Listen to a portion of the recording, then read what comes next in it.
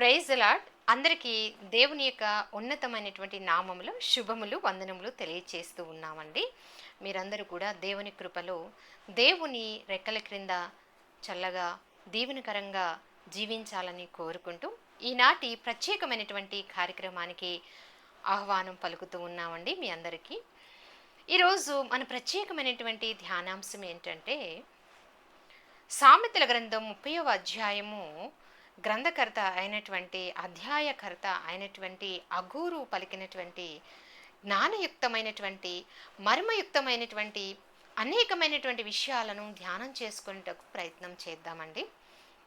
అగూరు తనకి జ్ఞానం లేదు అంటూనే, ఏమి తెలియదు అంటూనే, ఏమి మరి జ్ఞానము పొందుకున్న వ్యక్తిని కాదు అంటూనే, నేను మానవునికి ఉన్నటువంటి జ్ఞానము లేని వ్యక్తిగా ఉన్నాను, ఒక మానవుడికి ఉన్నటువంటి జ్ఞానము నాకు లేదు, నేను పశుప్రాయుడును అంటూనే ఆయన ఎన్నో గొప్ప విషయాలు, మర్మయుక్తమైనటువంటివి, లోక సంబంధమైనటువంటివి ఎన్నో విషయాలు, ఎంతో లోతైన అంశాలు ఈ సామెతల గ్రంథం 30వ అధ్యాయంలో రాయటం అనేది మనం చూస్తామండి.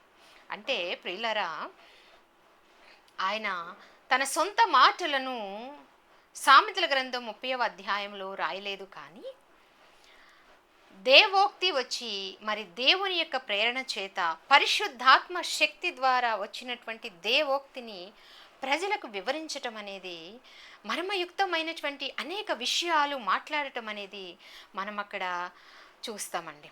ఆయన అంటున్నాడు కదా, సామెతల గ్రంథం 30వ అధ్యాయము 18-19లో, ఆకాశంలో పక్షిరాజు జాడ నాకు తెలియదు అంటున్నాడు. పక్షి ఆకాశంలో ఎలా ఎగురుతుంది అనేటువంటి విషయం నాకు తెలియదు అంటున్నాడు.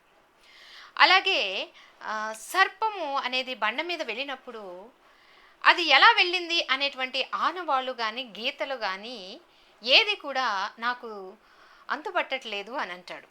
అలాగే నడి సముద్రంలో ఓడ నడుపు జాడ కూడా నాకు తెలియట్లేదు అని అంటాడు. ఆ ఓడ యొక్క మార్గము ఇక్కడి నుండి అక్కడికి వెళ్ళాలి అనేటువంటి నిర్దేశము దానికి ఎలా తెలుస్తుంది, ఎలా వెళ్తుంది అనేటువంటి విషయం నాకు అర్థం కాలేదు. అంటే ఓడ వెళ్ళినప్పుడు అలలు అటు ఇటు అవుతూ ఉంటాయి, మళ్ళీ కలిసిపోతూ ఉంటాయి, మరి ఎలా వెళ్తుంది అనేటువంటి విషయం నాకు అర్థం కాలేదు అంటాడు. అలాగే కన్యకతో పురుషుని జాడ నాకు అర్థం కాలేదు అని అంటాడండి. కన్య అయినటువంటి స్త్రీలో మరి ఆ యొక్క పురుషుని జాడ అనేది నాకు అర్థం కాలేదు అంటాడు. ఈ విషయాలన్నీ మనము పాత వాక్య ధ్యానాలలో, వీడియోల్లో క్షుణ్ణంగా పరిశీలించి వివరించుకున్నాము. అవన్నీ మీకు కావాలంటే అవి చూడవలసిందిగా కోరుచున్నాము. ఈ 4 విషయాలు చెప్తూ, ఈ 4 విషయాలలాగానే సామెతల గ్రంథం 30వ అధ్యాయం 20వ వచనంలో కూడా జారుని యొక్క చర్యలు అర్థం కావట్లేదు అంటాడు. అంటే ఆకలి వేసినటువంటి వ్యక్తి అన్నము తిననట్టుగా మూతి తుడుచుకుంటే అది తిన్నాడా లేదా అనేది అర్థం కాదు. అది ఎలాగైతే జరుగుతుందో, జారత్వం చేసేటువంటి స్త్రీ కూడా అలాగే పాపము చేసి, ఆ పాపము నేను ఎరగను, నేను చెయ్యలేదు అనేటువంటి వాత వేసినటువంటి మనస్సాక్షితో, అంటే తను తప్పు చేశాను అనేటువంటి విషయం కూడా ఒప్పుకోకుండా తను మంచిదాన్నే, నీతిమంతురాలనే అన్నట్టుగా ఉంటుందట. అంటే పాపం చేసిన వ్యక్తి పాపం చేసినట్లు ఆనవాలు లేకుండా పాపం చేస్తున్నారు అంటాడు, గుర్తు లేకుండా. చాలామంది కూడా ఇలాగే కదండి, భోజనం చేసి నోరు తుడుచుకున్నంత ఈజీగా పాపము చేసి, ఆ పాపము అనేది మేము ఎరగము అన్నట్లుగానే ప్రవర్తిస్తూ ఉంటారు. జారత్వము అంటే వ్యభిచారము చేసి అపరాధ భావము, తప్పు చేసేనన్న ఫీలింగు మన హృదయానికి తాకకుండానే నేనే తప్పు చేయలేదు అని భావించే విధానంలో పాపం చేస్తారు. ఇది ఎలా సాధ్యము అనే విషయాన్ని జ్ఞానవంతుడైనటువంటి అగూరు మాట్లాడుతున్నాడండి. అగూరు, సలోమోను వంటి జ్ఞానము కలిగినవాడు. అతను ఇశ్రాయేలీలు కాకపోవచ్చు కానీ వేరే వ్యక్తి అయినప్పటికీ కూడా, అన్యుడైనప్పటికీ కూడా అతని నోట దేవోక్తులు ఉంచి దేవుడు అనేకమైనటువంటి మర్మయుక్తమైనటువంటి లోక సంబంధమైనటువంటి విషయాలు అతనితో మాట్లాడించినటువంటి క్రమము మనం చూడగలుగుతామండి. పాపము చేసేటువంటి వ్యక్తికి, జారత్వం చేసేటువంటి వ్యక్తికి, అది స్త్రీ అయినా పురుషుడైనా మనస్సాక్షి అనేది మొద్దుబారిపోతుందని, ఆ మనస్సాక్షికి లోబడి వాళ్ళు తప్పు చేయకుండా ఉంటారని, తప్పు చేసినా కూడా వారు తప్పు చేయలేదు అనేటువంటి భావంలో ఉంటారు అనేటువంటి విషయాన్ని ఇతను వ్యక్తం చేస్తూ ఉన్నాడండి. అంటే వారి వేషధారణ ఎలా ఉంటుందంటేనండి, పైకి చూడటానికి చాలా మరి పెద్ద మనుషుల్లాగా ఉంటారు, మంచివారిగా ఉంటారు. అలాగే వీరా ఈ తప్పు చేసింది, వీరా ఈ పాపం చేసింది అనే విధంగా నీతిమంతులుగా పైకి వేషధారణ ధరించుకొని సమాజంలో పెద్దలుగా గొప్పవారిగా చలామణి అవుతూ వారి హృదయంలో మాత్రం పాపానికి స్థానమిచ్చి పాపమును ప్రేమించేవారిగా ఉన్నారండి. అవన్నీ మనుషులకు తెలియకపోవచ్చు. నిన్ను చూసేటువంటి మనిషికి నువ్వు ఏ పాపం చేస్తున్నావు, ఏ పాపము చేత నువ్వు బంధించబడి ఉన్నావు అనేటువంటి విషయం మానవులకు తెలియకపోవచ్చు కానండి, దేవాతి దేవునికి మాత్రం ఖచ్చితంగా ఇది తెలుసు అనేటువంటి విషయము మనం గ్రహించాలి. పాపం చేసేటువంటి వ్యక్తికి దేవుని పట్ల భయం ఉండదండి. దేవుని యొద్ద నుండి ఎటువంటి శిక్షలు వస్తాయో, ఎటువంటి మరి తీర్పులు దేవుడు ఇస్తాడో అనేటువంటి అపరాధ భావం లేకుండా పాపం చేస్తారు. చూడండి ప్రియులారా, మరి ఈ పాపం అనేది ఒక మాయలాగా ఉందండి. ఆ వ్యభిచార పాపము, జారత్వం అనేది ఒక మాయలాగా అనిపిస్తుంది. అది చేసినట్లే అనిపించదు. ఒక మనిషి అన్నం తిని ఎలాగైతే మూతి తుడుచుకుంటాడో, తుడుచుకున్న సందర్భంలో అన్నం తిన్నాడా లేదా అన్నట్లుగా ఎదుటి వాళ్ళకి అర్థం కాదు. అలాగే పాపం చేసిన వ్యక్తి కూడా ఒక మాయలాగా ఆ పాపాన్ని చేసి వాళ్ళు పాపం చేస్తున్నాము అనే ఉద్దేశం కూడా వాళ్ళు కలిగి ఉండరండి. ఎందుకంటే ప్రియులారా, మరి ఇక్కడ పాపము అనేది ఎలా ఉందంటే, అది నాకు అవసరము. ఇప్పుడు వ్యభిచారం చేసేటువంటి స్త్రీనో లేకపోతే ఇంక పురుషుడినో తీసుకుంటే, నేను ఎందుకు వ్యభిచారం చేస్తున్నాను అంటే అని ఒక పెద్ద స్టోరీ, ఒక కథ అల్లుతారండి. ఏమ్మా కష్టపడి నువ్వు బ్రతకొచ్చు కదా, పనికి వెళ్ళొచ్చుగా, ఎందుకు ఈ పని చేస్తున్నావు అని మనం అడిగామనుకోండి, వాళ్ళు ఏం చెప్తారంటే దానికి మంచి స్టోరీ అల్లి చెబుతారు. నేను ఎందుకు ఈ పాడు పని చేయాల్సి వస్తుందంటే, నా భర్త నాతో సరిగా ఉండడండి, అతను భర్త ధర్మాన్ని సరిగా నిర్వర్తించడు, అందుకే నేను పాపం చేస్తున్నానంటారు. భార్యలు కూడా నన్ను పట్టించుకోకుండా ఇంట్లో పని పని అన్నట్లు ఉంటుంది, ఆమె నన్ను పట్టించుకోవట్లేదు కాబట్టే నేను పరస్త్రీ వ్యామోహంలో పడిపోయాను, అందుకే పాపం చేస్తున్నానని. మీరు చూడండి, జారత్వం చేసేవారిని మీరు అడగండి, మాట్లాడండి వారితో, ఏదో ఒక రీజన్ వెతుక్కొని వాళ్ళ పాపము అనేది వాళ్ళు పాపం చేస్తున్నట్టుగా అసలు ఫీల్ అవ్వరండి. ఫీల్ అవ్వకపోగా ఏం ఆలోచిస్తారంటే, మనం నీతిమంతులమే, మంచే చేస్తున్నాం అన్నట్లుగా ఉంటారు. వాళ్ళ మనస్సాక్షి చివరికి ఎలా మారిపోతుందంటేనండి, ఇక్కడ 1 తిమోతి పత్రిక 4వ అధ్యాయం 2వ వచనంలో మాట్లాడుతున్నాడు కదా, వీరు మనస్సాక్షి ఇనుప వాత వేయబడినట్లు మొద్దుబారిపోయిందంట. చూడండి ప్రియులారా, మానవుల యొక్క మనస్సాక్షి ఎలా ఉందంట, మొద్దుబారిపోయి ఉంది. ఆ మొద్దుబారిన హృదయానికి తను తప్పు చేస్తున్నాడో రైట్ చేస్తున్నాడో ఎలా అర్థమవుతుందండి? అర్థం కాదు. ఒక వ్యక్తి పదే పదే పాపం చేస్తూ మనస్సాక్షి మొద్దుబారిపోయిన సందర్భంలో ఆ మనసు స్పందించడం కూడా మానేస్తుంది.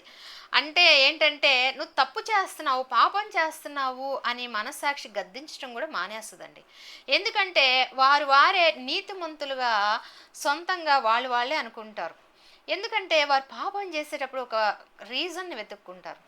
నేను ఎందుకు చేయాల్సి వస్తుందంటే, నా భర్త మరి వివాహం చేసుకున్నాడు కానీ సరిగ్గా ఉండడు, నా భార్య సరిగా ఉండదు, లేకపోతే నా భార్య చనిపోయింది అందుకే నేను ఇలా చేస్తున్నాను అని సమర్థించుకొని పాపాన్ని దాచిపెట్టే వాళ్ళు ఎంతమంది లేరండి? దేవుడు ఈరోజు అంటున్నాడు కదా, అతిక్రమములు దాచిపెట్టువాడు వర్ధిల్లడు, దానిని ఒప్పుకొని విడిచిపెట్టువాడు ధన్యుడు అంటున్నాడు. సామెతల గ్రంథం 28వ అధ్యాయం 13వ వచనం మనం గమనించినట్లయితే అక్కడ ఒక స్త్రీ అనేది పాపం చేసిన తర్వాత దానిని ఒప్పుకొని విడిచిపెట్టాలి. కొంతమంది ఒప్పుకుంటారు, అమ్మో నేనెంత పాపాత్ముడినో, నేనెంత పాపాత్మురాలనో అని ఒప్పుకుంటారు, కానీ ఆ పాపములో నుండి మాత్రం వాళ్ళు బయటకు రారండి. ఎందుకు రారంటే ఆ పాపము అనేది ఒక మాయ, తప్పే చేయట్లేదు అనే భ్రమలో ఉంచుతుంది ఆ పాపం. నిన్ను పాపం చేయటానికి కొన్ని కారణాలు ఉన్నాయని అలా వాదిస్తుంది అనమాట నీ మనస్సాక్షి.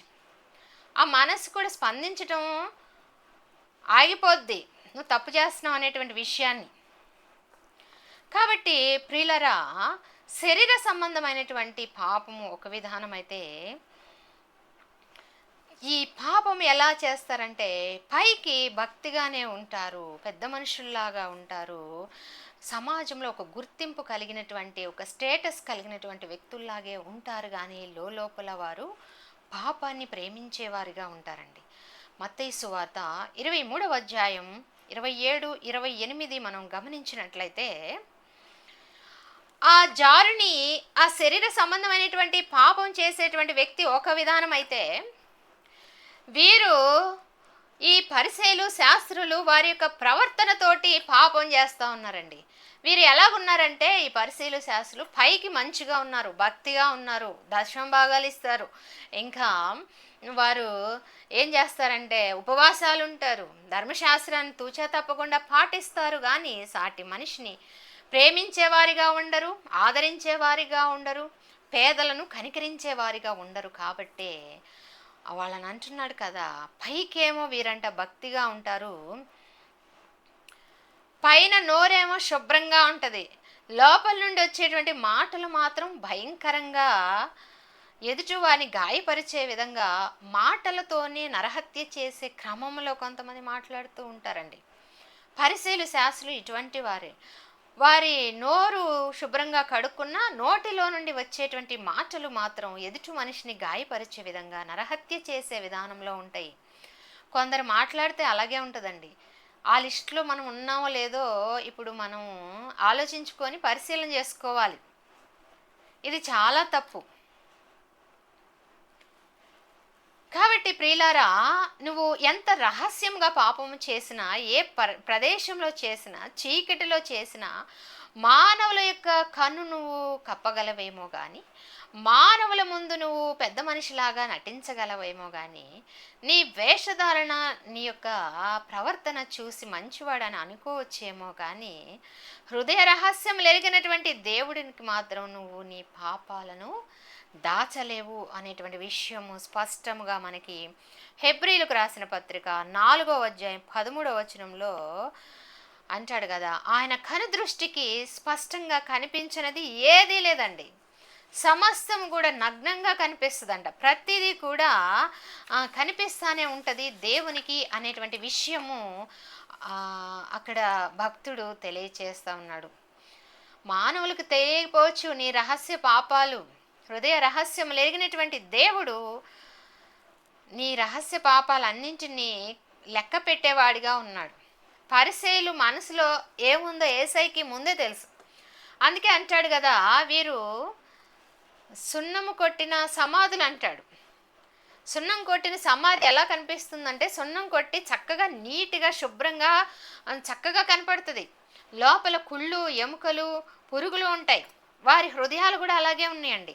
పై వేషధారణ ధర్మశాస్త్రాన్ని పాటిస్తూ ఎంతో నీతిమంతులుగా కనిపిస్తున్న వారు, వారి హృదయాలలో ఆ రహస్యంలో ఉండేటువంటి పాపాలు మాత్రం మానవులు కనిపెట్టలేకపోయినా దేవుడు కనిపెట్టే దేవుడుగా మనకి కనిపిస్తున్నాడు అనేటువంటి విషయము ఈరోజు మనతో ఆయన మాట్లాడుతున్నాడని. కాబట్టి ప్రియులారా, శరీర సంబంధమైనటువంటి జారత్వము ఉంది. వివాహము చేసుకున్నటువంటి పురుషుడునో స్త్రీనో మోసము చేస్తూ బయటకెళ్ళి పాపం చేసేవారు ఎంతమంది లేరండి? డ్యూటీకి వెళ్ళినటువంటి భర్తకు ఇంట్లో ఉండి ఉండే స్త్రీ మరి నీతిగా ఉంటుందా లేదా, ఏమైనా పాపం చేస్తుందా, లేకపోతే ఈ మధ్య కొత్త టెక్నాలజీలు ఆమ్, ఈ ఫేస్బుక్లు, వాట్సాప్లు, యూట్యూబ్లు వచ్చిన తర్వాత కొత్త పరిచయాలు ఇన్స్టాగ్రాముల ద్వారా చేసుకొని కాపురాలు కూర్చుకునేటువంటి ఎంతమంది స్త్రీలు లేరండి. ఉద్యోగం అని లేకపోతే పని చేస్తున్నానని బయటకు వెళ్ళి తప్పు పనులు చేస్తూ వేరే సంసారాలు పెట్టేవారు, వేరే వివాహాలు చేసుకునేవారు ఎంతమంది లేరు. నాకు తెలిసినటువంటి ఒక స్త్రీ ఉంది. ఆమె చెబుతుంది కదా మొన్న, అక్క మా ఆయన వేరే వివాహం చేసుకున్నాడని ఆమెతో ఒక పిల్లవాడిని కన్నాడా అన్నటువంటి విషయమే నాకు తెలియదు. ఇన్ని సంవత్సరాలు నాకు తెలియదు. ఎలా మేనేజ్ చేస్తున్నాడో తెలియదు. కాబట్టే అగూర్ అంటున్నాడు, జారత్వపు యొక్క ఛాయలు ఎలా ఉంటాయో తెలియదు అంటున్నాడు. ఆ పాపం అనేది చేసి ఏమి ఎరగని వారిగా ఉంటున్నారండి. ఇంట్లో ఉన్న భార్యకి తెలియదు భర్త బయట ఏం చేసి వస్తున్నాడు అనేది. భర్తకి తెలియదు, బయటకు వెళ్ళిన భర్తకి భార్య ఇంట్లో ఉండి ఏం చేస్తుంది, నన్ను మోసం చేస్తుందా, మంచి చేస్తుందా, చెడు చేస్తుందా, అక్రమ సంబంధాలు పెట్టుకుంటున్నారా, స్త్రీకి తెలియకుండా పురుషుడికి తెలియకుండా స్త్రీ కుటుంబానికి తెలియకుండా బిడ్డలు, బయటకు వెళ్ళినటువంటి బిడ్డలు మరి జారత్వానికి బానిసలయ్యారా, తాగుడికి బానిసలయ్యారా, సిగరెట్లు తాగుతున్నారా, డ్రగ్స్ తీసుకుంటున్నారా. ఈ నవీన కాలంలో ఈ యొక్క మరి టెక్నాలజీని బట్టి పిల్లలు చెడిపోతూ ఉన్నారు. మన పిల్లలు ఎలా ఉన్నారు, జారుని చర్యలు అంట తెలియవంట. ఏం ఎరగని దానిలాగా, ఏం పాపం చేయని స్త్రీగా ఉంటుందట ఆవిడ. స్త్రీ అనే కాదు, స్త్రీ అనేది కాదండి, పురుషులు కూడా అలాగే ఉన్నారు. ఇంట్లో తెలియకుండా బయట ఎన్ని కుటుంబాలు మరి ఇలాగా బిడ్డలకు చెందవలసినటువంటి డబ్బులు, ఆస్తి తీసుకెళ్ళి పరాయి స్త్రీల పిల్లలకు పెట్టడం అనేది, బాధపడుతుంటే ఫోన్లు చేసి ఏడుస్తుంటే వారి బాధని మనము చూడలేమండి. అటువంటి కుటుంబాలు, జారత్వం అనేది బహు భయంకరమైనటువంటి వ్యభిచారం అనేది ఈ అంత్య దినాలలో ఏలుబడి చేస్తుంది. శరీర సంబంధమైనటువంటి జారత్వం ఇది. 1 కొరింథీ పత్రిక 6వ అధ్యాయం 18లో అంటాడు కదా, జారత్వం నుండి పారిపోమంటున్నాడండి. ఐగుప్తులో పొతీఫరు భార్య ప్రేరేపించినప్పుడు పాపం చేద్దారము రమ్మని యోసేపు పాపము నుండి పారిపోయాడండి. పాపమును ఎదిరించటము, పాపమును వాదించటము, అక్కడే ఉండి పోరాడే కన్నా ఈ జారత్వం అనే పాపము నుండి మనం పారిపోవటం మేలు. యోసేపులాగా ఎవరైనా పాపము చేయమని ప్రేరేపిస్తే పారిపోవాలి, అక్కడే ఉండి దాన్ని ఎదిరించే విధానంలో ఉండకూడదు. కాబట్టి ప్రియులారా, ఇక్కడ వేరే పాపాలు చేసేటువంటి వ్యక్తులండి వేరే వాళ్ళని నాశనం చేస్తారు. జారత్వము, వ్యభిచారం చేసేటువంటి వ్యక్తి తనకు తానే నాశనం తెచ్చుకుంటాడు. తన శరీరాన్ని పాడు చేసుకుంటాడు, తన మనసును పాడు చేసుకుంటాడు, తన కుటుంబాన్ని బజార్ని వేసుకుంటాడు. జారత్వం అనేది మనల్ని మనమే నాశనం చేసుకునే విధానంలో ఉంటుందండి. వేరే వ్యక్తులు నాశనం చేసే కన్నా మనల్ని మనమే నాశనం చేసుకునే క్రమం ఉంటుంది.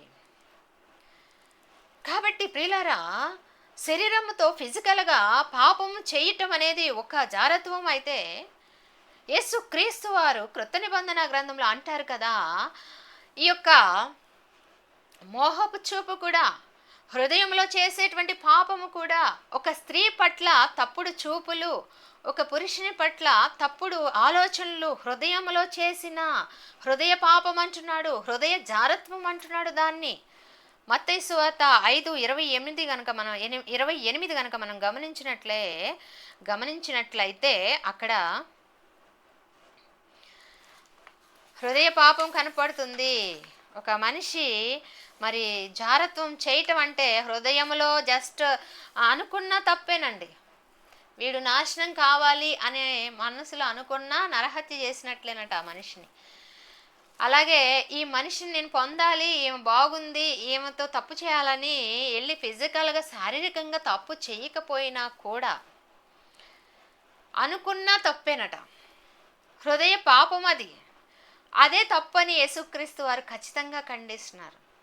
ఆ హృదయంలో ఉన్నటువంటి పాపం అనేది మనుషులకు తెలియకపోవచ్చు. హృదయ రహస్యములు ఎరిగినటువంటి దేవునికి ఖచ్చితంగా నీ పాపాలు తెలిసే ఉంటాయి అనేటువంటి విషయము మరి దేవుడు మనతో మాట్లాడుతూ ఉన్నాడు ప్రియులరా. ఎవరు చూడట్లేదులే, నా ఆలోచనలు పవిత్రంగానే ఉన్నాయని పైకి కలరంగిస్తున్నాను, నటిస్తున్నాను, వేషధారణ చేస్తున్నాను నువ్వు అనుకుంటున్నావేమో. నీ అపవిత్రమైన ఆలోచనలు మానవులకి అర్థం కాకపోవచ్చు, కానీ ఖచ్చితంగా దేవునికి అర్థమవుతాయండి. ఒకటి శరీర సంబంధమైన శారీరకంగా ఫిజికల్ జారత్వం అయితే, ఇంకొకటి హృదయ జారత్వం అన్నాడు. మూడవది ఆత్మీయ జారత్వం అండి. ఆత్మీయ జారత్వం అంటే ఏంటంటే, నీ దేవుని విడిచిపెట్టి లోక సంబంధమైనటువంటి స్నేహాలను పెట్టుకోవటము, దేవుడు ఉండవలసినటువంటి స్థానములో వేరే వాటికి విలువనిస్తే, ప్రధానమైనటువంటి ప్రథమ స్థానము దేవుడు ఉండవలసిన ప్రథమ స్థానము వేరే వాటికి ఇస్తే నువ్వు ఆత్మీయ వ్యభిచారం చేస్తున్నట్లే అని యాకోబు పత్రిక 4:4లో మనము చూడగలుగుతాం. ఈ ఆత్మీయ సంబంధమైనటువంటి వ్యభిచారం చేయుటకు సాతానుగాడు మన మీద బాగా పనిచేస్తాడండి. అందుకే అంటాడు కదా సామెతల గ్రంథం 32లో, ఇక్కడ జారత్వం అనేది ఒక మాయ, అది అర్థం కాదు. చేసొచ్చిన మనిషి చేసొచ్చాడని కూడా మనకి అర్థం కాదు అనేటువంటి విషయము ఇక్కడ చెబుతూ ఉన్నాడు ప్రియులరా. అందుకే అంటాడు కదా సామెతల గ్రంథం 6:32లో, స్త్రీతో వ్యభిచరించువాడు బుద్ధిశూన్యుడు, అట్లు చేయువాడు తన ప్రాణమును తానే పాడు చేసుకుంటున్నాడు. వ్యభిచారం చేసే వాళ్ళండి వేరే ఎవరిని పాడు చేయరు, వారిని వారే నాశనం చేసుకుంటారు, వారి కుటుంబాలనే వీధిని పాలు చేస్తారు. కాబట్టి ప్రియులరా, శరీరముతో చేసేటువంటి పాపము అపవిత్రమైనది, హృదయముతో చేసేటువంటి పాపము అది కూడా మరి మోహపు చూపు వంటి అది చెడ్డ ఆలోచనలు కలుగు చేస్తుంది. ఆత్మ సంబంధమైనటువంటి పాపము దేవుని విడిచి లోకంలో ఉన్న దేనినైనా నువ్వు దేవుని స్థానంలో పెడితే అది పాపము అనేటువంటి విషయం మనము గమనించాలి. అందుకే అగూరు అంటాడు కదా, వ్యభిచారిణి ప్రవర్తనను అంత కఠినంగా అతను విమర్శించాడండి. అది ఒక మాయ అంటాడు. ఆత్మీయ గుడ్డితనాన్ని కలుగు చేసేదిగా ఉంటుంది ఈ యొక్క జారత్వం అనేదండి. ఆత్మీయ గుడ్డితనాన్ని నీకు కలుగు చేస్తుంది, ఇంకా దేవునికి దూరం చేస్తుంది. నీ ఆత్మకు, నీ శరీరానికి, నీ హృదయానికి మనశ్శాంతి లేకుండా చేస్తుంది అనేటువంటి విషయము ఇక్కడ మనం గమనించాలి. శరీరంతో మాత్రమే తప్పు చేసామని అనుకోవటం కాదండి, నీ ఆత్మ, మనస్సు, హృదయం అన్నీ సఫర్ అవుతాయి జారత్వానికి కనుక అలవాటైతే. మనం ఆలోచించేటువంటి జ్ఞానాన్ని, వివేకాన్ని కూడా ఈ జారత్వం అనేది నాశనం చేసేదిగా ఉంది అనేటువంటి విషయము ఇక్కడ దేవుడు మనకి సెలవేస్తున్నాడు. కాబట్టి ప్రియులారా, దేవుడు ఈ వాక్యం ద్వారా మనతో ఏం మాట్లాడుతున్నాడంటే, నీ దేహమే నా ఆలయం అంటాడు. నీ యొక్క దేహాన్ని పరిశుద్ధంగా ఉంచుకోమంటున్నాడు. నీ హృదయాన్ని, నీ శరీరాన్ని పరిశుద్ధంగా ఉంచుకుంటే ఆయన వచ్చి నివాసం చేస్తాడండి. పరిశుద్ధాత్ముడు మన యొద్దకు వచ్చి మనలో నివాసం ఉంటాడు అనేటువంటి విషయము ఇక్కడ మనకి 1 కొరింథీ పత్రిక 6:18-20లో గమనించగలుగుతామండి. కాబట్టి నీ శరీరాన్ని ఇష్టానుసారంగా నీకు నచ్చిన విధంగా లోకపు ఆలోచనలు, శరీరేచ్ఛలను నెరవేర్చుకొనుటకు నువ్వు దాసోహం చేయటం కాదు, కానీ నీ శరీరాన్ని యేసయ్య నివసించేటువంటి యోగ్యమైన ఆలయంగా మలుచుకోవాల్సినటువంటి బాధ్యత నీదే. అదే దేవుడు మన దగ్గర కోరుకుంటున్నాడండి. కంటి ద్వారా చేసేటువంటి పాపము కూడా ఉంది అని అంటాడు. యోబు భక్తుడు 31:1లో అంటాడు కదా, నా కను దృష్టి కన్యను తప్పుగా చూడకూడదు అంటాడు. అలా చూసే కన్నులు వద్దంటాడు. యోబు ఏమంటాడంటే, తన కళ్ళ మీద నియంత్రణ అంటే కంట్రోల్ ఉంది. మన దేహం అంతటికి మూలము కన్నే కదండి. మన దేహం చూపించాలన్నా, లోకం మనకు చూపించాలన్నా కన్నే. అది మంచి చూడాలన్నా, చెడు చూడాలన్నా కన్నుదే ప్రధానమైనటువంటి పాత్ర. కాబట్టి భక్తుడు ఏమంటున్నాడంటే, నా కనుదృష్టి నా నియంత్రణలో ఉండాలంటాడు. అమ్మ, నీ కనుదృష్టి నీ నియంత్రణలో ఉందా? కన్ను వెళ్ళిన చోటకల్లా కాలు వెళ్ళకూడదు అనే సామెత ఉంది లోకంలో మనకి. కన్ను ఏం చెప్తే అది వింటే, కాలు అక్కడికి వెళితే ఆ దేహం అంతా కూడా నరకంలో పడటానికి సిద్ధం కావాల్సిందే అనేటువంటి విషయాన్ని దేవుడు మనతో మాట్లాడుతూ ఉన్నాడు. లోక సంబంధమైనటువంటి స్నేహాలను దేవుడు ఇష్టపడట్లేదండి. దేవుడికి ఇవ్వవలసిన ప్రథమ స్థానము వేరే వేరే లోక సంబంధమైన వాటికి ఇస్తే మనము జారత్వం చేస్తున్నట్టే, పాపము చేస్తున్నట్టే, వ్యభిచారం చేస్తున్నట్లే అనే విషయము దేవుడు ఈరోజు స్పష్టంగా మనతో మాట్లాడుతున్నాడు. కాబట్టి ప్రియులారా, పాపము నుండి పారిపోమంటున్నాడు. ఆది కాండము 39:12 ప్రకారం యోసేపు ఎలాగైతే పొతీఫరు భార్య నుండి పారిపోయాడో అలాగా పారిపోమంటున్నాడు. శోధనలలో నుండి ధైర్యంగా నిలబడాలి. పోరాడే శక్తి మనకు ఉండాలి. శోధనకు లోబడిపోవటం, శరీరేచ్ఛలు నెరవేర్చుకోవటం అనేది సాతాను పని కానీ దేవుని బిడ్డల పని కాదండి. దేవుని ఆత్మ నీలో పని చేస్తుందంటే పాపానికి నీలో తావులేదు. నీ భర్త సరిగా ఉన్నా, నీ భర్త సరిగా లేకపోయినా కూడా, నీ భార్య సరిగా ఉన్నా లేకపోయినా కూడా శరీర సంబంధమైనటువంటి పాపము చేయుటకు నువ్వు సిద్ధపడవు, దేవుని ఆత్మ గనక నీలో పని చేస్తే.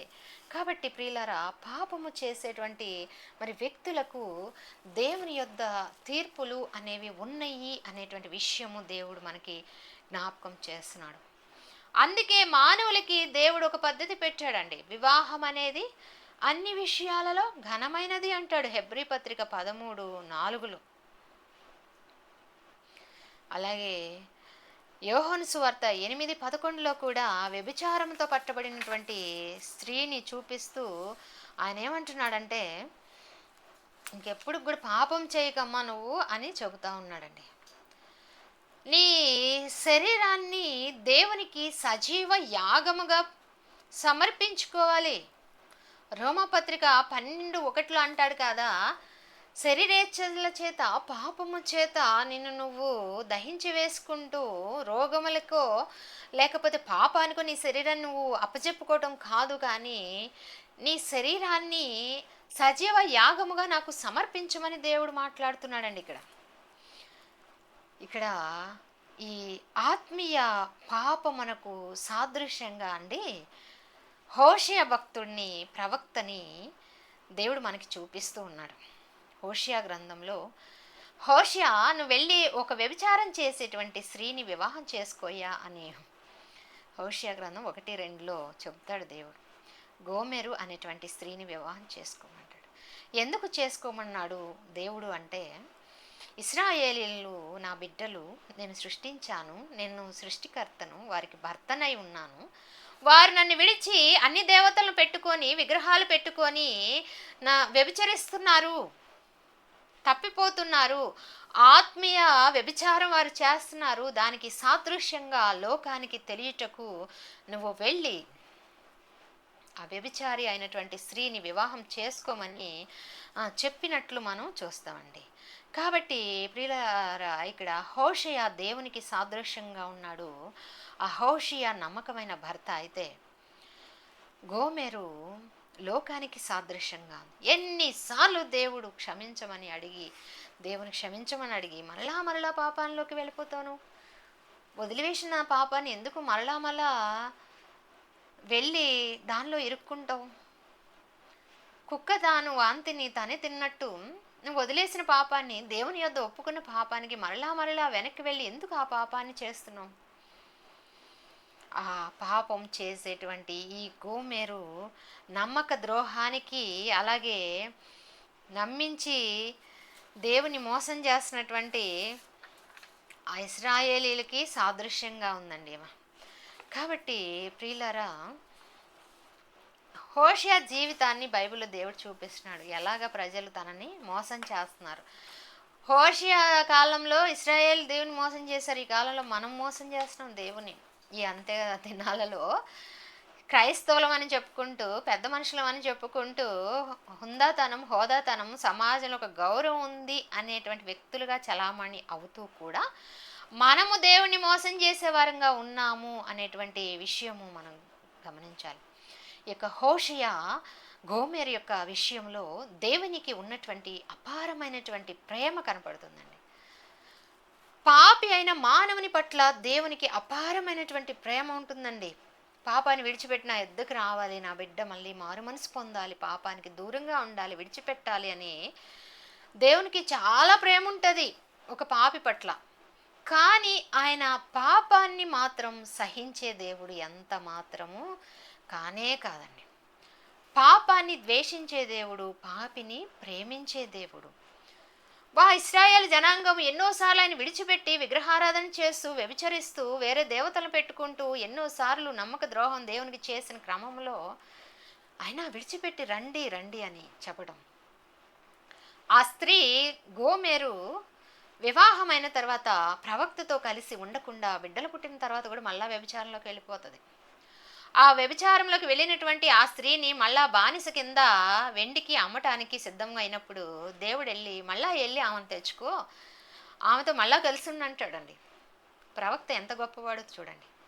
ఈ ప్రవక్త దేవునికి సాదృశ్యంగా ఉంటే, దేవుడు కూడా మనం ఎన్నిసార్లు తప్పిపోయినా కూడా మనల్ని ప్రేమించేవాడిగా, హక్కును చేర్చుకునేవాడిగా, ఇంకా నువ్వు మారుతావు, ఇంకా మారుతావు, ఇంకా మారుతావు అని ఎదురు చూసేటువంటి దేవుడుగా ఉన్నాడండి. మరి మనం ఎలా ఉన్నాం? దేవుణ్ణి విసిగించే వారంగా ఉన్నామా, పాపంలో పడిపోయే వారంగా ఉన్నామా అనేటువంటి విషయం మనము ఆలోచించుకోవాల్సిన అవసరం ఉందండి. పాపంలో పడిపోయేటువంటి వ్యక్తి దేవునికి దూరం అయిపోతూ ఉంటాడండి. అబద్ధాలు చెప్తూ ఉంటాడు. ఒక పాపాన్ని కప్పిపుచ్చుకోవడానికి ఇంకో పాపం చేయడానికి సిద్ధపడుతూ ఉంటాడు. ఎన్నిసార్లు తప్పిపోయినా కూడా దేవుడు అంటున్నాడు కదా, నా ఎద్దుకు తిరిగి రండి, మీరు రండి రండి అని పిలుస్తూ ఉన్నాడు. విగ్రహారాధనలో మరి ఎంతగానో పడిపోయినటువంటి ఇశ్రాయేలీలను దేవుడు మరి ఎన్నిసార్లు ఆయన హృదయాన్ని గాయపరిచినా కూడా చేర్చుకొనుటకు ఆయన సిద్ధంగా ఉన్నాడు అనేటువంటి విషయము మనకి కనపడుతుంది. ప్రకటన గ్రంథంలో కూడా అండి మహావ్యభిచారిణి అనే ఒక స్త్రీని పోలుస్తాడు. ప్రకటన గ్రంథం 17:7. అంటే ఇది ఏంటంటే, ఎందుకు దేవుడు ప్రకటన గ్రంథంలో ఈ మాట ఉపయోగించాడంటే, ఆయనను విడిచిపెట్టినటువంటి అనేకమైన రాజ్యాలు దేవుడికి ఇవ్వాల్సినటువంటి మహిమను ఇవ్వకుండా లోక సంబంధమైనటువంటి వారితో కలిసిపోయి విగ్రహారాధన చేస్తూ పాపం చేస్తున్న వారికి సాదృశ్యంగా మహా వ్యభిచారిణి అనేటువంటి పదం అక్కడ ఉపయోగించినట్లు మనం చూస్తాం అన్నమాట. పాపం పట్ల దేవునికి ఉన్న అసహ్యత ఎంత ఉందో, పాపి పట్ల దేవునికి అంత కృప ఉంది అనేటువంటి విషయము మనం ఇక్కడ గమనించాలండి. వ్యభిచారం చేసి తప్పిపోయినటువంటి కొంతమంది మహానుభావులు, గొప్పవారు ఉన్నారు బైబిల్ గ్రంథంలో. మనకి ఇక్కడ దావీదు మహారాజు కనిపిస్తున్నాడు కదండి. దావీదు మహారాజు దేవునికి ఇష్టానుసారుడు, హృదయానుసారుడండి. ఆయన 2వ సమూయేలు గ్రంథం 11వ అధ్యాయం 12 వరకు మనం గమనించినట్లయితే అక్కడ యుద్ధం జరుగుతూ ఉంది. మోపుగా యుద్ధానికి వెళ్ళి యుద్ధంలో బిజీగా ఉండవలసినటువంటి దావీదు సోమరిపోతుడిలాగా ఇంట్లో ఉండి, సోమరిగా ఇంట్లో ఉండి మేడ ఎక్కాడు. మిద్దె ఎక్కి చూస్తూ ఉన్నాడు. స్నానం చేసేటువంటి ఒక స్త్రీ ఆయన కంట పడింది. మీకు అందరికి తెలుసండి ఈ స్టోరీ. బెర్షబా అనేటువంటి స్త్రీ స్నానం చేస్తుంది. ఆమె ఉరియా భార్యగా ఉంది. అటువంటి మరి ఆ స్త్రీ స్నానం చేస్తున్న దృశ్యము దావీదు చూశాడండి. ఈయన ఎక్కడుండాలండి? యుద్ధంలో ఉండాలి.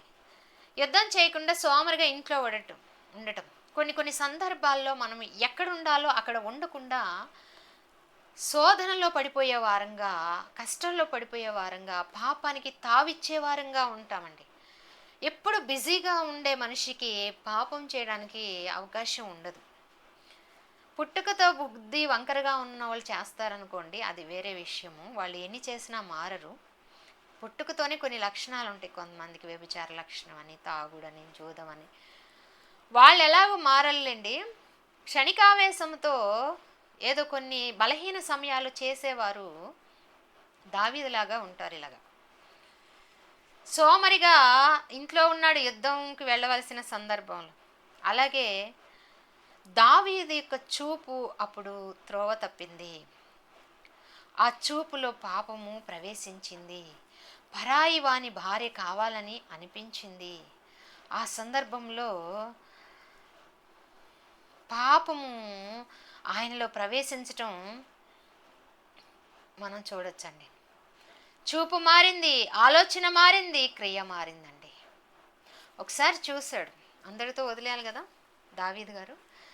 మళ్ళా చూశాడు, పాపం చేయాలనిపించింది, క్రియ చేయాలనిపించింది, తప్పు చేయాలనిపించిందండి ఆయనకి. కొంతమంది అడుగుతారు కదా, చూడటం తప్ప అంటారు. చూడటం తప్పు కాదండి. ఒక్కసారి చూడటం తప్పు కాదు, అది తప్పుకి దారి తీస్తుంది, పాపంలో మనల్ని పడివేస్తుందని తెలిసినా కూడా మరలా తప్పు చేయడానికి మరలా చూస్తారు చూడండి, అది తప్పు. ఒకసారి చూడటం తప్పు కాదు, రెండోసారి చూడటము, పాపపు ఆలోచన మనిషిలోకి రావటము, క్రియ రూపంలో దాన్ని వ్యభిచారంగా క్రియ జరిగించటము, ఇవన్నీ తప్పు. జరిగించిన వాడు అంతటితో ఆగాడా అండి దావీదు? మొదట వ్యభిచారం అనే పాపం, తర్వాత తన భర్తను చంపించి నరహంతకుడుగా మారాడు దావీదు. ఏమి ఎరగని వాడిగా, జారుని ఎలాగైతే అన్నం తిని మూతి తుడుచుకుంటుందో అలాగ దావీదు కూడా ఏమి ఎరగని వాడిలాగా పాపం చేసి ఆమె యొక్క భర్తను చంపించడానికి, నరహత్య చేయడానికి పూనుకున్నాడు. ఆ సందర్భంలో మరి వ్యభిచారిని తన పాపాన్ని ఎలా కప్పిపుచ్చుకుంటుందో అలాగ దావీదు కూడా ఇక్కడ తన పాపాన్ని కప్పిపుచ్చుకోవడానికి సిద్ధపడ్డాడు. నాతాను వచ్చి ఒక స్టోరీ చెప్తుంటే భలే కోపం వచ్చి కత్తి తీస్తాడు దావీదు. నాతాను ప్రవక్త అప్పుడు అంటాడు కదా, నువ్వే, అతను ఎవరంటే అది నువ్వే, ఆ పాపం చేసింది నువ్వే అంటాడు. చూడండి ప్రియులారా, 2వ సమూయేలు గ్రంథం 12:7లో నీవే ఆ మనుషుడివే అంటాడు. కాబట్టి దావీదు ద్వారా కూడా మనం తెలుసుకోవాల్సిన విషయం ఏంటంటే, పాపాన్ని దేవుడు ఎప్పుడూ పాపాన్ని ఎప్పుడు కూడా ప్రోత్సహించడాన్ని ఇష్టపడడు. పాపాన్ని దేవుడు ద్వేషిస్తాడు, పాపిని ప్రేమిస్తాడు. కానీ దావీదు తర్వాత మారిపోతాడు. దావీదు మంచి ప్రార్థనా పరుడు కదండి, ప్రార్థన చేసుకున్నాడు. దేవా, నేను తప్పు చేశానయ్యా, నిజమే అయ్యా, నేను వ్యభిచారం చేశానయ్యా, నరహత్య చేశానయ్యా, నన్ను క్షమించయ్యా అని వేడుకుంటాడు. కీర్తన గ్రంథం 51:10లో వేడుకున్న సందర్భంలో దేవుడు క్షమించాడు. కానీ దాని పాప ఫలితం అనేది అనుభవించగా తప్పదండి. దావీదు యొక్క పాపము అనేది దేవుడు కన్నీటి ప్రార్థన చేసుకుంటే క్షమించాడు. కానీ పాపము తాలూకా శిక్ష అనేది దావీదు మీదకి వచ్చిందండి. నాతాను అన్నాడు కదా, నువ్వు తప్పు చేశావు, ఇక నుంచి నీ ఇంట్లో కత్తి తిరుగుతుంది, మరణాలు చూస్తాను. ఇది జరిగిన తర్వాత అండి, దావీదు యొక్క కుమారులు ఒకరినొకరు కొట్టుకోవడం, చంపుకోవడం, అలాగే చెల్లి అయినటువంటి ఒక ఆమె మీదకి అన్న వ్యభిచారం చేయడానికి వెళ్ళడం, పొందాలని చూడటం, అబ్బో చెప్పుకోదగినవి కాదు, దావీదు గారి కుటుంబంలో తర్వాత జరిగినాయి. కాబట్టి ప్రియులారా, దేవుడు పాపాన్ని క్షమిస్తాడు, వ్యభిచారాన్ని క్షమిస్తాడు. కానీ దాని యొక్క పాప ఫలితం అనేది ఖచ్చితంగా అనుభవించాల్సిందే. దావీదుని బట్టి అది మనం నేర్చుకోవచ్చు. వేరే పాపాలు ఒక ఎత్తు కానండి, దేవుడు జారత్వం అనేది చాలా సీరియస్గా తీసుకుంటాడు. అస్సలు నచ్చదు దేవునికి, వ్యభిచారం అనేది నచ్చదు. అది శరీర వ్యభిచారమైనా, హృదయ వ్యభిచారమైనా, లేకపోతే ఆత్మీయ వ్యభిచారం అనేది దేవుడికి నచ్చదండి. ఎందుకు నచ్చదంటే అది ఆయన అంగీకరించడు, దాన్ని చాలా సీరియస్గా తీసుకుంటాడు. ఒకవేళ నువ్వు ఆయన యొద్దకు వచ్చి క్షమించమని అడిగి, ఆ పాపాన్ని క్షమించమని అడిగినా, నీ పాపాన్ని క్షమించి, నీ పాప స్థితి నుండి నేను లేవనెత్తి పరిశుద్ధుడిని ఆయన చేస్తాడు. కానీ నువ్వు చేసిన పాపపు తాలూకా ఆ శిక్ష అనేది ఖచ్చితంగా ఉంటది వ్యభిచారం చేసే వ్యక్తికి. అది దావీదు విషయంలో మనం చూడగలుగుతాము. కాబట్టి ఎంతగానో పశ్చాత్తాపడ్డాడు. పాపిని ఆయన ప్రేమిస్తాడు. పాపికి క్షమాపణ ఆయన వద్ద దొరుకుతుంది, కానీ చేసిన పాపానికి మాత్రం పర్యవస్థానము అనుభవించాల్సిందేనండి. అది దావీదు కుటుంబంలో అక్షరాల నెరవేరింది. ఇది మొదలుకొని నీ యొక్క ఇంట్లో కత్తి తిరుగుతుంది అంటాడు. ఇదే కోవకి చెందినటువంటి ఇంకో వ్యక్తి ఉన్నాడు, సంసోను. న్యాయాధిపతుల గ్రంథం 13వ అధ్యాయము 16వ అధ్యాయం వరకు మనం ధ్యానం చేసినట్లయితే, సంసోను ఒక ప్రత్యేకించబడినటువంటి వ్యక్తి, నాజీరు చేయబడినటువంటి వ్యక్తి, ప్రతిష్ఠితుడు దేవునికి. అతని పైకి దేవుని బలము బలంగా వస్తుంది, పోతుంది. సంసోను వంటి బలవంతుడు ఈ లోకములో ముందు లేడు, తర్వాత పుట్టడని దేవుడు సెలవిస్తూ ఉన్నాడు. అంత బలాన్ని దేవుడిచ్చినప్పుడు ఆ బలాన్ని దేవునికే కదండి ఉపయోగించాలి. సంసోను తల్లిదండ్రులతో అంటాడు కదా, ఆ దెలీలా అంట ఆయన కనులకి రమ్యమైనదిగా కనబడుతుందంట. 14:3 న్యాయాధిపతుల్లో ఉంటుంది కదా, ఆమె నా దృష్టికి ఇంపైనది కనుక ఆమెను నా కొరకు తీసుకొని రండి అంటున్నాడు. పాపం యొక్క ఉచ్చు ఏదైతే ఉందో అది దెలీలానే. అతన్ని చంపడానికి, అతని బలము ఎందులో ఉందో తెలుసుకోవడానికి అతన్ని ప్రేమించింది, కానీ అతన్ని నిజంగా ప్రేమించలేదండి ఆవిడ. ఉచ్చు బన్నారు దేవుని యొక్క శక్తి పొందుకున్నటువంటి సంసోను మీదకి. ఈ యొక్క న్యాయాధిపతుల గ్రంథం 16:16లో మనం గమనించినట్లయితే, ఆమె ప్రతిదినము తన మాటల చేత అతనిని విసిగించి బలవంతము చేయగా అతని ప్రాణము విసిగిపోయింది. చూడండి ప్రియులరా, ఈమెంట ఆయన కళ్ళకి రమ్యంగా కనపడుతుందంట. కనపడొచ్చా అండి అలాగా? సంసోను కళ్ళకంట దెలీలా రమ్యంగా కనపడుతుందంట. ఆమె నా కళ్ళకి రమ్యంగా కనపడుతుంది, ఆమెను తీసుకొని రండి, పెళ్లి చేసుకుంటాను అంటున్నాడు. మనల్ని నాశనం చేసేది, మనల్ని పాపంలో పడవేసేది, మనల్ని మరణానికి అప్పచెప్పేది ఏదైనా రమ్యంగానే ఉంటుందండి. మంచి అనేది చేదుగా ఉంటుంది. అవ్వమ్మ కళ్ళకంట ఆ యొక్క పండు రమ్యమైనదిగా కనపడిందంట. పెద్ద కుమారుడిగా జ్యేష్ఠత్వం పొందుకోవలసిన యాసాబు కళ్ళకంట ఆ చిక్కుడుగాయ కూర ఎర్ర ఎర్రగా కనపడిందంట. ఈ ఎర్ర ఎర్రనివి, రంగులు రంగులవి, రమ్యమైనవి, ఇవన్నీ కూడా మనల్ని చావుకో, మరణానికో, పాపంలోనికో తీసుకెళ్ళడానికి రెడీగా ఉంటాయి. అది మనం గ్రహించాలి. దెలీలా కూడా అంతే, అతన్ని చావుకి అప్పచెప్పడానికి దగ్గరైంది ఈవిడ. ఈ అగూరు పలికినటువంటి 30వ అధ్యాయం 20వ వచనంలో ఉన్నటువంటి మాట ఖచ్చితంగా దెలీలాకే పనికొస్తుందండి. జారుని ఎలాగైతే భోజనం చేసినంత సులువుగా పాపం చేస్తుందో, దెలీలా మాటలకు కూడా సంసోను అలాగా లోబడిపోయాడు.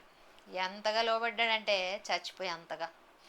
చావుకి అప్పజెప్పబోతుందని కూడా అర్థం చేసుకోలేనంత వెర్రితనము, కామము అతనికి పట్టిందండి. అతను ఆలోచించుకోవాలా లేదా అండి? నేను నాజీరు చేయబడిన వాడిని, నా వెంట్రుకలలో బలముంది, ఆ బలము దేవుడిచ్చింది, దేవుని యొద్ద నుండి నాకు బలం వస్తుంది. ఆ బలాన్ని నా ఇశ్రాయేలు జనాంగాన్ని కాపాడుకోవటాన్ని నేను ఉపయోగించుకోవాలి. దేవుడు అందుకే కదా నన్ను ఈ భూమి మీదకి పంపించాడని అనుకోవాలా లేదండి? అనుకోలేదు. ఆ బలాన్నంతా పరస్త్రీలకు, వ్యభిచారిణులకి, వాళ్ళ కోసం ఉపయోగించాడండి సంసోను. దేవుడు నీకు ఇచ్చిన జ్ఞానాన్ని, బలాన్ని, అధికారాన్ని దేనికి ఉపయోగిస్తున్నావు అండి? చెడిపోవటానికి ఉపయోగిస్తున్నావా, లేకపోతే బాగుపడటానికి ఉపయోగిస్తున్నావా? ఈ శరీర సంబంధమైనటువంటి సంసోను చేసినటువంటి పాపం అనేది అతని మనసు అలసిపోయేలాగా చేసింది, విసుగు చెందేలాగా చేసింది. చావునకు దగ్గరయ్యేదిగా ఉంది. ఈ రహస్య పాపాలన్నీ కూడా శత్రువుల చేతిలో మనల్ని పడే విధంగా పతనానికి మనల్ని అప్పచెప్పేవిగా ఉంటాయండి ఈ రహస్య పాపాలు. అవమానము, పతనమే మిగిలింది చివరికి సంసోనికి. 16-20 న్యాయాధిపతుల గ్రంథం మనం గమనించినట్లయితే అక్కడ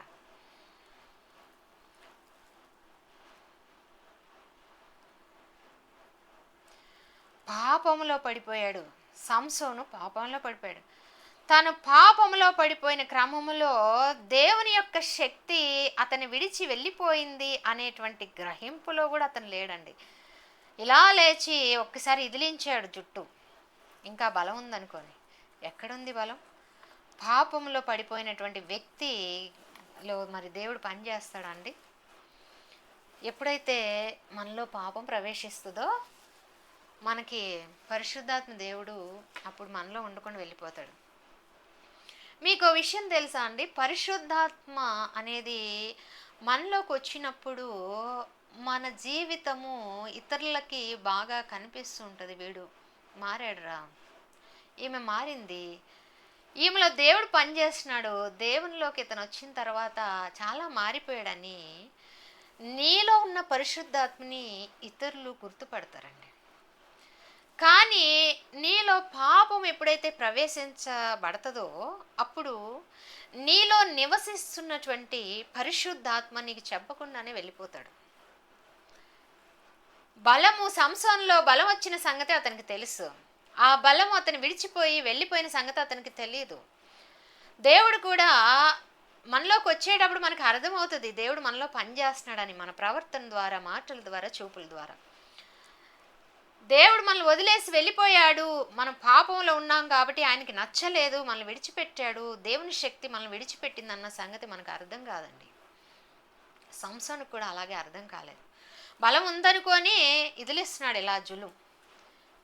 కానీ చివరికి మారటము, పశ్చాత్తాపడటం చేయటం ద్వారా చివరిలో మరి అతనికి దేవుని శక్తి మరలా రావటం, ఆ 2 స్తంభాలకి కట్టివేయబడినటువంటి ఆ దాగోను దేవాలయం కూలిపోవటము, సంసోనికి బలమైన దేవుని శక్తి రావటం మనం చూస్తాం. అంటే పాపిని ప్రేమించే దేవుడు కాబట్టి పశ్చాత్తాపడి కన్నీటి ప్రార్థన చేసుకున్న సంసోన్లోకి మరలా రావటం, దేవుడు అతన్ని క్షమించటం మనం చూస్తాం.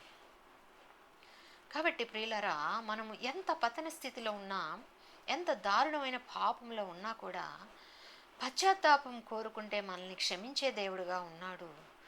మనకి ఆయన శక్తినిచ్చేటువంటి దేవుడుగా ఉన్నాడు. కానీ మనము తిరిగి మరలా ఆ పాపంలోకి వెళ్ళిపోకూడదు అనేటువంటి విషయము మనకి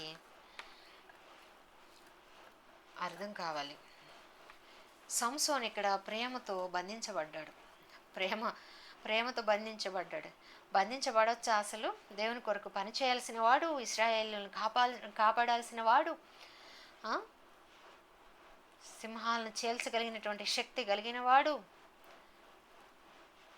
ఎంతో శక్తి పొందినటువంటి వ్యక్తి ఒక స్త్రీ వ్యామోహంలో బంధించబడ్డాడు.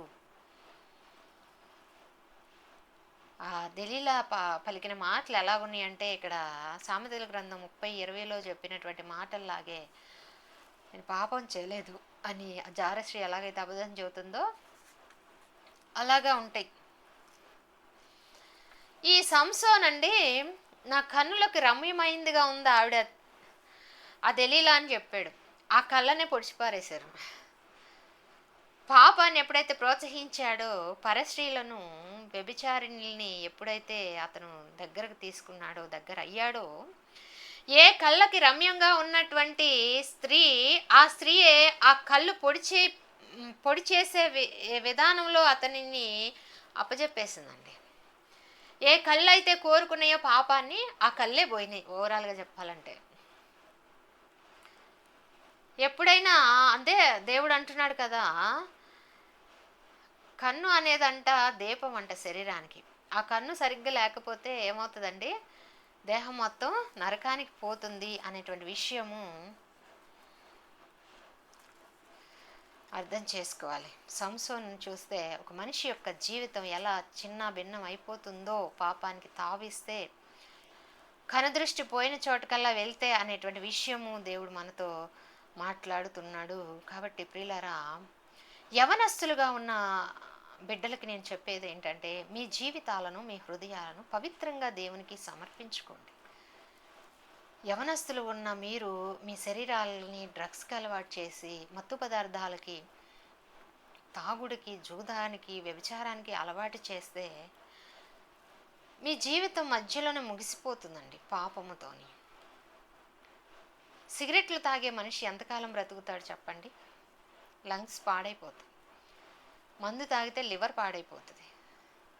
అదే దేవునికి సమర్పించుకున్నారంటే మీ యవన కాలం అనేది దేవుడు అనేకులకు దీపముగా, వెలుగుగా మిమ్మల్ని ఉంచుతాడు అనేటువంటి విషయం మనం జ్ఞాపకం చేసుకోవాలి. కాబట్టి ప్రేమ అనేటువంటి దేవుని బిడ్డలారా, మీ బిడ్డలు ఎటువంటి స్నేహాలు చేస్తున్నారండి? చెడ్డ స్నేహాలు, తాగుడికి అలవాటు పడిపోయినటువంటి వ్యక్తులను కలుస్తున్నారా? తిరుగుతున్నారా వాళ్ళతోటి? వారి సహవాసాలు పరిశుద్ధులతో ఉందా? లోక సంబంధమైనటువంటి స్నేహాలు చేస్తున్నారా అనేటువంటి విషయాలు, మరి తప్పుడు స్నేహితులతో ఉన్నారా, మంచి స్నేహితులతో ఉన్నారా అనేటువంటి విషయాలు మనం గమనించుకోవాలి. తల్లిదండ్రులుగా యవనస్తులైన మీరు కూడా మీ ప్రవర్తన యావత్తు దేవుని యొక్క అధికారానికి ఒప్పుకునే క్రమంలో ఉండాలి అనేటువంటి విషయము ఇక్కడ భక్తుడు మనకి జ్ఞాపకం చేస్తూ ఉన్నాడండి. కీర్తన గ్రంథం 119:9 మనం గమనించినట్లయితే అక్కడ అంటాడు కదా, యవనస్తులను దేని చేత తమ నడతను శుద్ధి చేసుకుంటారండి. యవనస్తులు మంచి ప్రవర్తన గలవారు కావాలంటే ఏం చేయాలంటే వాక్యానుసారంగా జీవించాలి. వాక్యం చదువుకోవాలి, బైబిల్ చదువుకోవాలి. వాక్యాన్ని మీ నిజ జీవితంలో భాగం చేసుకోవాలి. అప్పుడు ఏం చేస్తుందంటే పాపం చేయకుండా యవనస్తుల్ని వాక్యం అనేది ప్రతిరోజు వారి యొక్క మనస్సాక్షిని శుద్ధీకరిస్తుంది, శుద్ధి చేస్తూ ఉంటుంది. పాపంలో తప్పిపోకుండా, ఆలోచనల్లో, చూపుల్లో వారు పడిపోకుండా, లోకానుసారంగా వారు వెళ్ళిపోకుండా వాక్యం అనేది ఏం చేస్తుందంట, వారి మనస్సాక్షిని శుద్ధీకరిస్తుంది అని బైబిల్ గ్రంథం సెలవిస్తుందండి. కాబట్టి 1 తిమోతి పత్రిక 4:12 అంటాడు కదా, యవనమును బట్టి ఎవడును నిన్ను తృణీకరింపనీయకు, మాటలలోను, ప్రవర్తనలోను, ప్రేమలోను, విశ్వాసములోను పవిత్రమైన విశ్వాసులకి మాదిరికరంగా ఉండమని ఇక్కడ భక్తుడు యవనస్తులకి హెచ్చరికలు జారీ చేస్తున్నాడండి. లోకపు అలవాట్లను అనుసరించడం కాదు, కానీ లోకానికి మనలో ఉన్నటువంటి క్రీస్తుని చూపించాలంట. లోకంలో ఉన్న నువ్వే లోకంలో తప్పిపోతే ఇతరులకి నువ్వు క్రీస్తుని ఏం చూపిస్తావు? లోక ఆచారంలో మనం తప్పిపోకుండా మనలో ఉన్నటువంటి క్రీస్తుని ఇతరులకి చూపిస్తూ ఉంటే అనేకులు మనలాగా మారుతారు, క్రీస్తు సాక్షులుగా మారుతారు. యేసుక్రీస్తును అనుకరిస్తే, ఈనాడండి యేసుక్రీస్తుని ఏంటో బలవంతంగా ఎక్కించేస్తున్నారు అని ప్రచారాలు జరుగుతున్నాయండి. యేసుక్రీస్తుని ఎవరు బలవంతంగా ఎక్కించలేరు, కానీ యేసుక్రీస్తు యొద్దకు వచ్చినోడికి వాడి ప్రవర్తన మారిపోతుంది. తాగేవాడు తాగుడు మానుకుంటాడు, వ్యభిచరించేవాడు వ్యభిచారం మానుకుంటాడు, కుటుంబాన్ని చక్కగా చూసుకుంటాడు. క్రీస్తు ప్రేమ వాళ్ళలో ఉంటుంది కాబట్టి కోపాలు, ఈ నరహత్యలు ఇవన్నీ తగ్గుతాయి. అంటే ఆ లోకంలో ఉన్న వ్యక్తిని బాగు చేస్తున్నాం అంతే, చెడగొట్టట్లేదు. యేసుక్రీస్తుని బలవంతంగా ఎక్కించడం వల్ల ఏమైనా నష్టం జరుగుతుందా అండి? ఏ వ్యక్తికైనా మంచే కదా జరుగుతుంది. చక్కగా మంచి ప్రవర్తన కలిగినటువంటి వ్యక్తిగా అతను లోకానికి వెలుగుగా మారిపోతాడు. అందులో ఏం తప్పు ఉందో తెలియట్లేదు. ఈనాడు తాగే వాళ్ళ జోలు, వ్యభిచరించే వాళ్ళ జోలు, జోదమాడే వాళ్ళ జోలు ఎవరు వెళ్ళట్లా. యేసుక్రీస్తుని నమ్ముకోవద్దని తిరుగుతున్నారు చాలామంది. ఏమవుతుందండి యేసుక్రీస్తుని నమ్ముకుంటే? మంచి ప్రవర్తన కలిగినటువంటి వ్యక్తిగా మారుతాడు, క్రీస్తులాగా మారుతాడు, అనేకులకి వెలుగుగా ఉంటాడు. తప్పేముంది అందులో? యవనస్తులకి ఇవన్నీ దేవుడు మాట్లాడుతున్న మాటలు. యవన కాలము దేవుడు మనకిచ్చిన మరి గొప్ప వరం లాంటిదని. ఆ యవన కాలము వ్యర్థమైన వినోదాలకు, అనవసరమైన వాటికి ఉపయోగించకుండా ఏం చేయాలంటే దేవునికి ఇవ్వాలి అనేటువంటి విషయాన్ని మనం గమనించాలి. మరి ముఖ్యంగా అండి యవనస్తులు జాగ్రత్తగా పెట్టుకోవాల్సింది ఏంటంటే కంటి చూపు. కనుదృష్టి అనేది సరిగ్గా ఉండాలి. ఈ నేటి కాలంలో సోషల్ మీడియాలు, ఇంటర్నెట్లు వాడకాలు ఎక్కువైనాక యవనస్తులు చాలా చాలా జాగ్రత్తగా ఉండాల్సిన అవసరము ఉంది. కాబట్టి మన శరీరము అన్నింటిలో కల్లా జాగ్రత్తగా కాపాడుకోమని దేవుడు చెబుతున్నది ఏంటంటే కన్నండి. మత్తయి సువార్త 6:22-23 అంటాడు కదా, దేహమునకు దీపము కన్ను కాబట్టి నీ కన్ను జాగ్రత్తగా పెట్టుకో, కన్ను వెళ్ళిన చోటకల్లా కాలును తీసుకెళ్ళొద్దు, పాపంలో పడిపోవద్దని దేవుడు చెబుతున్నాడు. ఇంకా ఈనాటి యవన కాలపు బిడ్డలు తెలుసుకోవాల్సిన విషయం ఏంటంటే స్నేహితులను ఎంచుకునే విధానంలో కూడా జాగ్రత్తగా ఉండాలండి. లోకస్తులతో మనం సహవాసం చేస్తున్నామా, మంచి వాళ్ళతో చేస్తున్నామా అనేటువంటి విషయము గ్రహించాలి. 1 కొరింథీ పత్రిక 15:33లో ఉంటుంది కదా, దుష్ట సాంగత్యం పనికిరాదని, అది ఆత్మీయంగా ఎదుగుదలకి తోడ్పడదని, అటువంటి స్నేహితులతో దూరంగా ఉండమని బైబిల్ గ్రంథం సెలవిస్తుంది. కాబట్టి యవన కాలంలో వచ్చేటువంటి ఆకర్షణలకు మనం పడిపోకూడదండి. 1 యోహాను పత్రిక 2:17లో అంటాడు కదా, ఈ యొక్క లోకపు ఆకర్షణలు అంట మెరుపు తీగ వలె కనపడతాయి అంట. అది చేస్తున్నంత వరకు బాగుంటుందండి. పాపం ఎప్పుడైనా చేస్తున్నంత వరకు బాగుంటుంది, హాయిగా ఉంటుంది అండి. దాని పర్యవస్థానము అయిపోయినాక పొందేటువంటి ఆ పర్యవస్థానం భయంకరంగా ఉంటుంది. అది గ్రహించుకోవాలి మనం ప్రియులారా. మెరుపు తీగలాగా ఉంటుందంట ఆకర్షణ. అవ్వమ్మకుంది మెరుపు తీగలాగా, అయిపోయింది. మానవాళి మొత్తం మరణానికి దాసులైపోయారు. పాపం పెద్ద కొడుకు 2 ఆస్తి వస్తుంది, జ్యేష్ఠత్వం వస్తుంది. ఆ జ్యేష్ఠత్వాన్ని కోల్పోయాడు శరీరాన్ని సుఖపెట్టుకోవడానికి, ఆకలి కోసం. యవనస్తులని జాగ్రత్తగా ఉండమని దేవుడు కోరుకుంటున్నాడండి. యవనస్తులు ఎలా ఉండాలంటే దావీదు వంటి ప్రార్థన కలిగి ఉండాలి, యోసేపు వంటి పవిత్రమైన ప్రవర్తన కలిగి ఉండాలి, తిమోతి వంటి సేవ చేసే భావం కలిగి ఉండాలండి. నీ యవ్వన కాలం దేవుడికి ఇచ్చావనుకో, ఆయన నీ జీవితం ద్వారా లోకంలో అనేకమైన అద్భుతాలు చేసి చూపిస్తాడు. నీ జీవితమే సరిగా లేకపోతే ఎవరి ద్వారా దేవుడు అద్భుతాలు చేస్తాడండి? కాబట్టి ఈ వాక్యం తిలకిస్తున్నటువంటి యవన బిడ్డలారా, మీ జీవితం ఎలా ఉంది సరి చేసుకోండి. జారత్వానికి చోటు ఇవ్వద్దు అనేటువంటి విషయాన్ని మీకు జ్ఞాపకం చేస్తూ నేను ముగిస్తున్నానండి. చిన్న ప్రార్థన చేసుకొని ఈ వాక్య ధ్యానాన్ని ముగించుకుందాం. చిన్న ప్రార్థన చేసుకుందాం. పరిశుద్ధుడా గనుడా, నీకు వందనాలు, స్తుతులు, స్తోత్రాలు. ఇంతదనుకు నాయన, జారుని యొక్క చర్యలు ఎలా ఉంటాయో తెలియదు అని మాట్లాడినటువంటి అఘోరు విషయంలో నా తండ్రి, మేము అనేకమైన సత్యాలు ఈరోజు గ్రహించి ఉన్నాం ప్రభువా, నీకు వందనాలు. ఇదిగో నా తండ్రి, వాక్యం తిలకిస్తున్నటువంటి బిడ్డల్లో ఎవరైనా నాయన ఇచ్చి పాపముతో పీడించబడుతూ బయటకి రాలేక ప్రభువా బాధపడుచున్నారేమో, బంధకాలలో చిక్కుకుపోయి ఉన్నారేమో నాయన, సంసోనులాగా అట్టి బిడ్డలను విడిపించండి. వారి యవన కాలం మీకు ఇచ్చి నాయన అనేకమైనటువంటి అద్భుతాలు పొందుకునే బిడ్డలుగా ఉంచమని ఈ చిన్న ప్రార్థన యేసు నామమును బట్టి అడిగి పెట్టుకుని ప్రార్థన చేయుచున్నాము తండ్రి. ఆమెన్. అందరికీ వందనాలండి. Thank you so much. Thank you.